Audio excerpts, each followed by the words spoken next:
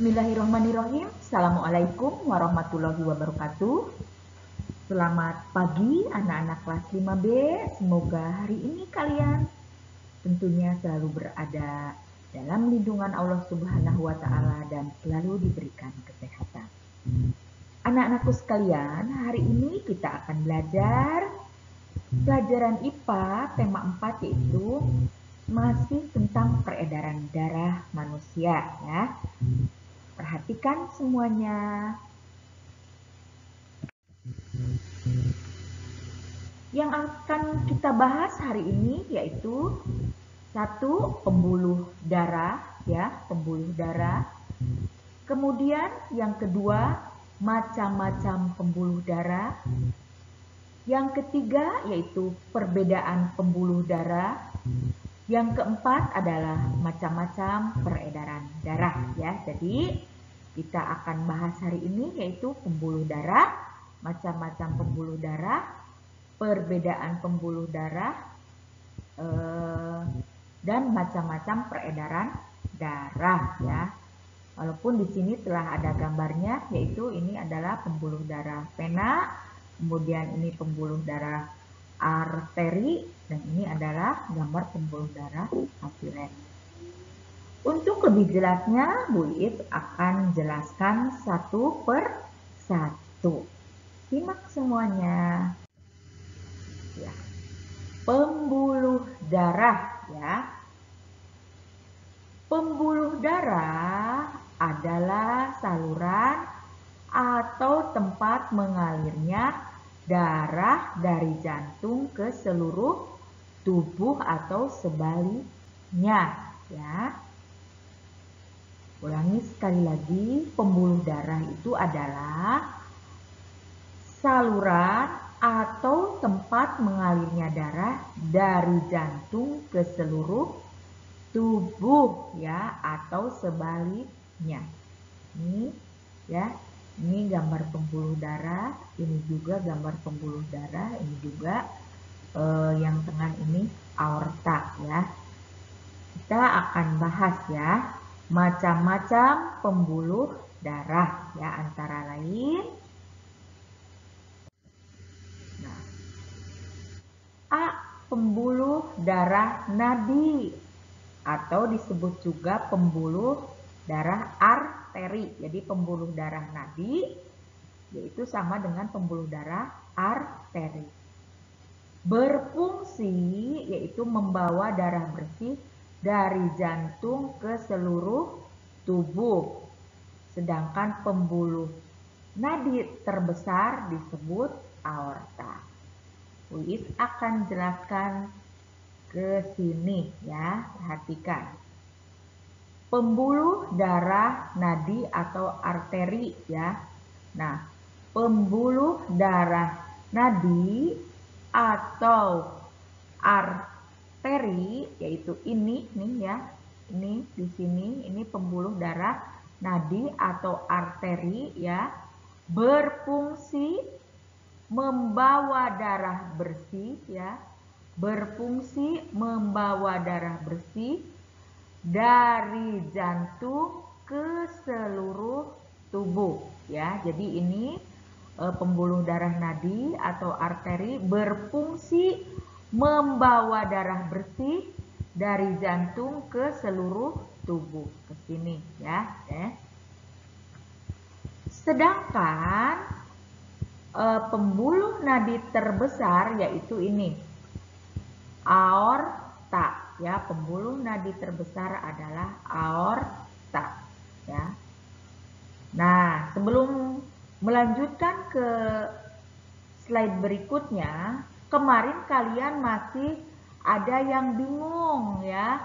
Mana serambi kanan, mana serambi kiri, mana bilik kanan, mana bilik kiri.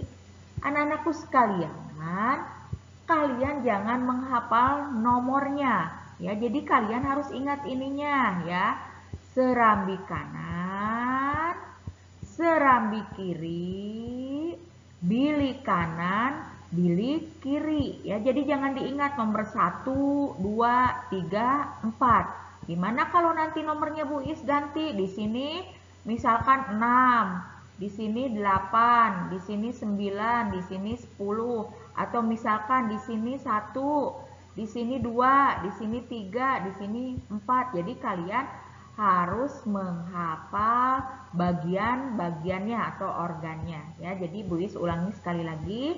Ini serambi kanan, ini serambi kiri, ini bilik kanan, ini bilik kiri. Nah, diulangi lagi. Pembuluh nadi disebut juga pembuluh darah arteri yang berfungsi membawa darah bersih dari jantung ke seluruh tubuh. Nah, ya ini. Pembuluh darah arteri atau pembuluh darah nadi berfungsi membawa darah bersih dari jantung, dari sini ya, berfungsi membawa darah bersih dari jantung ke seluruh tubuh ke sini ya. Sedangkan pembuluh nadi terbesar yaitu aorta nih ya. Pembuluh nadi terbesar adalah aorta ya. Ulangi, pembuluh nadi disebut juga pembuluh darah nadi disebut juga sebagai pembuluh darah arteri ya, yang berfungsi membawa darah bersih dari jantung ke seluruh tubuh ke sini ya. Nih ya.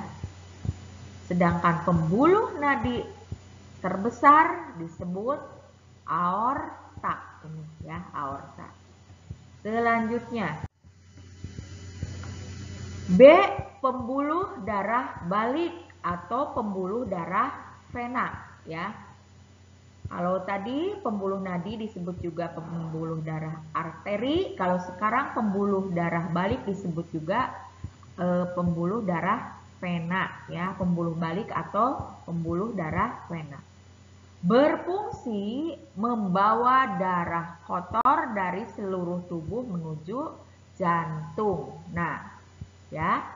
Pembuluh darah vena atau pembuluh darah balik berfungsi membawa darah kotor ya, berfungsi membawa darah kotor dari seluruh tubuh, dari sini ya.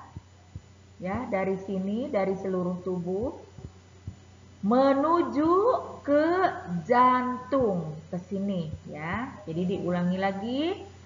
Pembuluh darah vena ini ya, pembuluh darah vena ya, nomor 5. Pembuluh darah vena atau pembuluh darah balik berfungsi membawa darah kotor dari seluruh tubuh ya, dari sini berfungsi membawa darah kotor dari seluruh tubuh. Ini nomor 7, tubuh berfungsi membawa darah kotor dari seluruh tubuh menuju kemana? Ke jantung. Ulangi sekali lagi. Pembuluh darah balik disebut juga pembuluh darah vena. Berfungsi membawa darah kotor dari seluruh tubuh menuju ke jantung.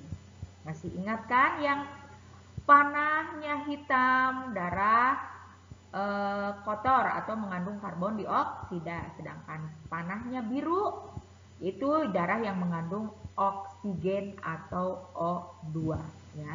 Jadi pembuluh vena atau pembuluh balik berfungsi membawa darah kotor dari seluruh tubuh, dari sini, dari seluruh tubuh menuju ke jantung ya, menuju ke jantung ya. Ya. Selanjutnya nih, C, pembuluh darah kapiler. Pembuluh darah kapiler yaitu merupakan pembuluh yang halus ini ya, merupakan pembuluh yang halus yang menghubungkan arteri dan vena ya. Jadi menghubungkan antara pembuluh arteri nih ya, antara pembuluh darah arteri dan pembuluh darah vena ya, serta berhubungan langsung dengan sel-sel tubuh. Jadi, pembuluh darah kapiler adalah merupakan pembuluh darah yang menghubungkan antara arteri nih ya, antara arteri dengan pembuluh vena ya. Oke. Dan berhubungan langsung dengan sel-sel tubuh. Ya, anak-anakku sekalian, selanjutnya adalah perbedaan pembuluh darah arteri atau nadi dan pembuluh darah balik atau vena. Pembuluh darah arteri bertugas membawa darah dari jantung ke seluruh tubuh. Kemudian membawa darah bersih yang mengandung O2 atau oksigen, denyut terasa, kemudian dinding pembuluh tebal elastis. Sedangkan pembuluh balik atau pembuluh vena yaitu bertugas membawa darah dari seluruh tubuh ke jantung. Kemudian membawa darah kotor yang mengandung CO2 atau karbon dioksida. Kemudian denyut tidak terasa, dinding pembuluh tipis tidak elastis. Itu adalah perbedaan antara pembuluh arteri atau nadi dan pembuluh balik atau vena. Ya. Peredaran darah ya.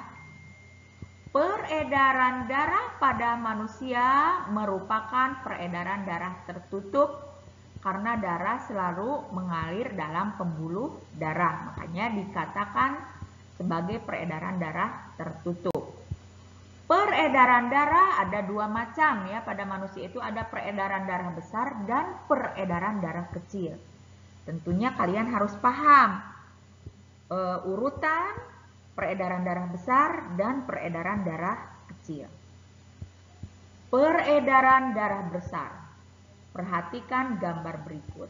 Luis akan tunjuk dulu nomor per nomor nih. 1 serambi kanan, 2 serambi kiri, 3 bilik kanan, 4 bilik kiri, 5 pembuluh darah vena, 6 pembuluh darah arteri, 7 tubuh ya, 8 paru-paru, 9 kepala dan tangan, 10 arteri pulmonalis, 11 vena pulmonalis, 12 aorta. Sekarang peredaran darah besar dimulai dari bilik kiri ya, dari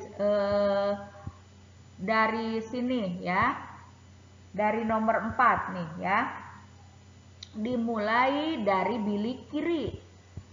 Kemudian menuju ke aorta ya, menuju ke aorta. Jadi dari sini ke aorta, dari aorta ke seluruh tubuh, kemudian ke pembuluh darah vena, dan terakhir ke serambi kanan. Diulangi sekali lagi, perhatikan dengan cermat. Peredaran darah besar dimulai dari bilik kiri, dari sini, kemudian kepada aorta, ke sini ya, ke sini, ke aorta. Dari aorta kemudian ke seluruh tubuh, ke sini. Dari seluruh tubuh kemudian ke pembuluh vena, dari pembuluh vena kemudian ke serambi kanan, ke sini ya. Jadi bilik kiri kemudian menuju ke aorta, kemudian menuju ke seluruh tubuh, kemudian menuju ke pembuluh vena, kemudian menuju ke serambi kanan. Itu adalah peredaran darah besar ya. Bagaimana dengan peredaran darah kecil? Perhatikan ya. Nah, ini adalah peredaran darah kecil ya. Perhatikan gambar berikut ya. peredaran darah kecil dimulai dari bilik kanan, ya. Dimulai dari bilik kanan, kemudian ya dari bilik kanan ya untuk ininya, untuk mulainya. Dari bilik kanan itu menuju ke arteri pulmonalis ya, menuju ke arteri pulmonalis. Jadi dari bilik kanan ya, dari sini peredaran darah kecil menuju ke arteri pulmonalis, yaitu ke sini ya. Jadi dari bilik kanan kemudian ke arteri pulmonalis, kemudian ke paru-paru ya. Dari paru-paru kemudian ke vena pulmonalis ya, ke sini ya. Dari vena pulmonalis kemudian ke serambi kiri. Ya, itu adalah peredaran darah kecil. Diulangi lagi, simak dengan cermat. Peredaran darah kecil dimulai dari bilik kanan, kemudian menuju arteri pulmonalis ke sini ya, ke sini, kemudian menuju ke paru-paru. Dari paru-paru menuju ke vena pulmonalis ke sini. Dari vena pulmonalis menuju ke serambi kiri ya. Oke. Sekali lagi ya. Dari bilik kanan menuju ke arteri pulmonalis ya, menuju ke arteri pulmonalis ke sini. Dari arteri pulmonalis menuju ke paru-paru ini ya, ke paru-paru. Dari paru-paru menuju ke vena pulmonalis ke sini. Dari vena pulmonalis kemudian ke serambi kiri. Itu adalah peredaran darah kecil ya. Ya, anak-anak, demikian pembelajaran kita hari ini. Silahkan tugasnya dikerjakan ya, LKS-nya dikerjakan.